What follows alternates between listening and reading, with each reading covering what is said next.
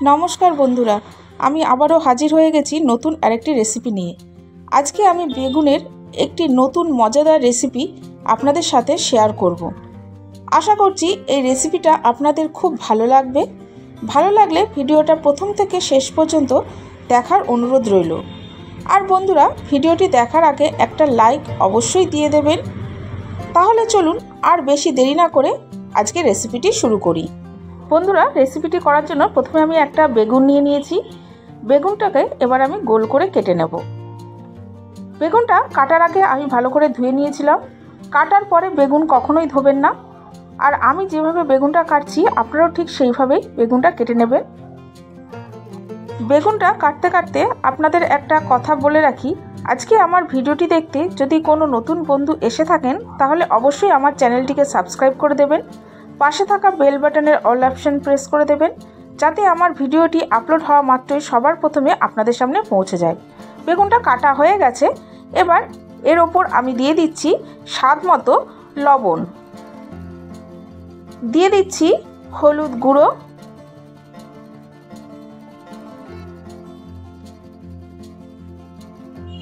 দিয়ে দেব ঝাল অনুযায়ী ঝাল লঙ্কার গুঁড়ো,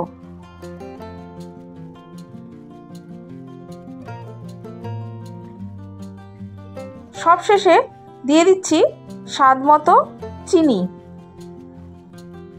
আমার প্রিয় বন্ধুরা, আমি আপনাদের জানাই আমার আন্তরিক ভালোবাসা, শুভেচ্ছা, অভিনন্দন ও শ্রদ্ধা।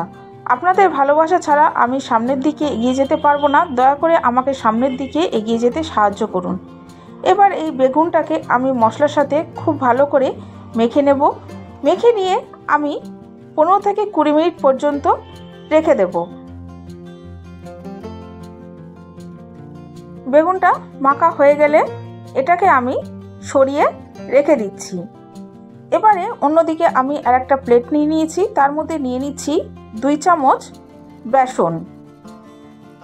এর মধ্যে দিয়ে দেব 2 চামচ পরিমাণ কর্নফ্লাওয়ার। আপনাদের কাছে যদি কর্নফ্লাওয়ার না থাকে তাহলে চালের গুঁড়ো ব্যবহার করতে পারেন।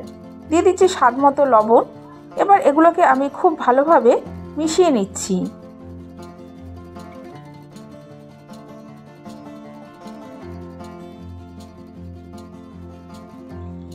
এই মিশ্রণটা আমার খুব ভালোভাবে মেশানো হয়ে গেছে। এবার আমি যে বেগুনগুলোকে রেস্টে রেখেছিলাম সেই বেগুনগুলো আমি ভালো করে এই বেসনের মধ্যে এপিট ওপিট করে মাখিয়ে নিচ্ছি।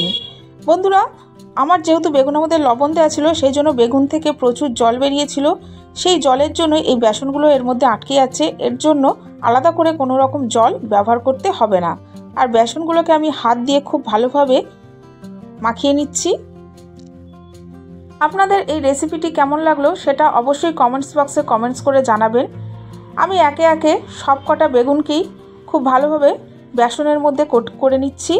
দেখুন বন্ধুরা, আমার বেগুনগুলো কোট করা হয়ে গেছে। এবার এগুলোকে ভেজে নেব। তার জন্য একটা ফ্রাই প্যানের মধ্যে আমি বেশ কিছুটা পরিমাণ তেল দিয়ে নিলাম। তেলটা খুব ভালোভাবে গরম করে নিয়েছি। এবার ফ্লেমটাকে লোতে রেখে আমি একটা একটা করে বেগুন এই তেলের মধ্যে দিয়ে দিচ্ছি।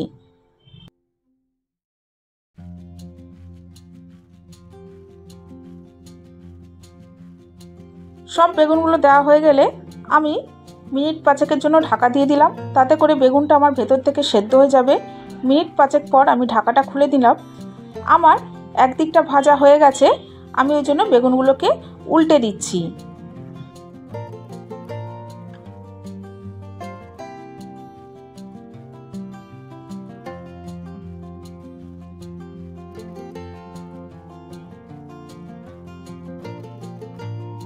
বেগুনগুলো সব উল্টে দিয়েছি। তারপরে আমি আবার মিনিট 5 জন্য ঢাকা দিয়ে দিলাম। মিনিট 5 পর আমি ঢাকাটা তুলে নিলাম। আমি একটা বেগুন উল্টে দেখে নিচ্ছি অপর পিঠটা ভাজা হয়েছে নাকি।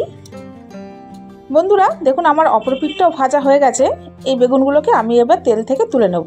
আর বন্ধুরা, আপনারা একটা জিনিস খেয়াল করবেন, এই বেগুন ভাজতে গিয়ে কিন্তু তেলটা বেশি লাগেনি, অনেকটা তেলই এই ফ্রাই প্যানের মধ্যে থেকে গেছে। আমি এই তেলটাকে ফেলবো না, এটাকে আমি ছেঁকে নিয়ে পরের বার কোনো রান্নাতে ব্যবহার করে নেব।